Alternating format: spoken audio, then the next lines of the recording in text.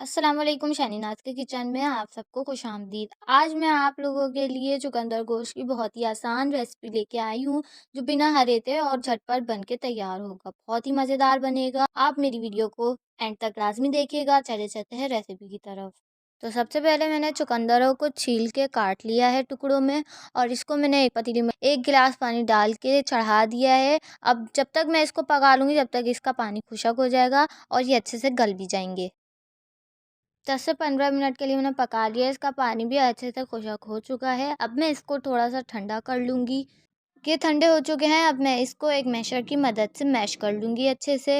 इस तरह चुकंदर को बहुत ही झटपट बन जाता है।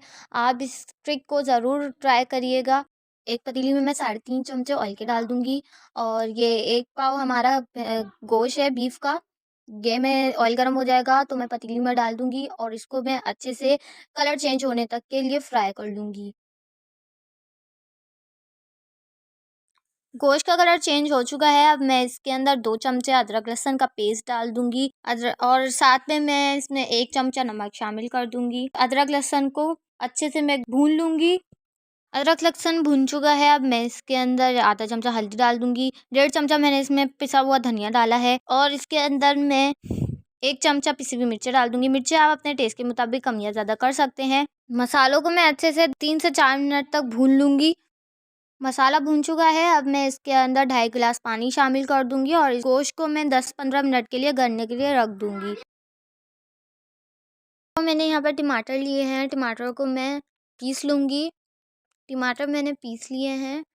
10-15 मिनट हो चुके हैं और गोश्त भी अच्छे से गल चुका है। अब मैं इसमें पिसे हुए टमाटर डाल दूँगी और टमाटर को मैं अच्छे से 3 से 4 मिनट तक भून लूँगी।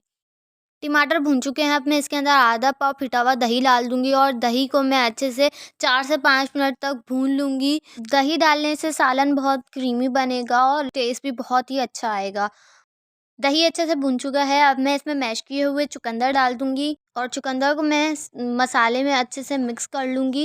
मिक्स करने के बाद मैं इसके अंदर 1 पाव कटी हुई पालक डाल दूँगी और पालक को भी मैं अच्छे से मिक्स कर लूँगी।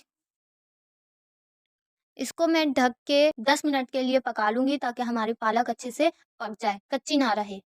पालक अच्छे से गल चुकी है। अब मैं इसके ऊपर से थोड़ा-सा गरम मसाला डाल दूँगी, थोड़ा-सा हरा धनिया डाल दूँगी कटा हुआ और थोड़ी-सी हरी मिर्च डाल दूँगी।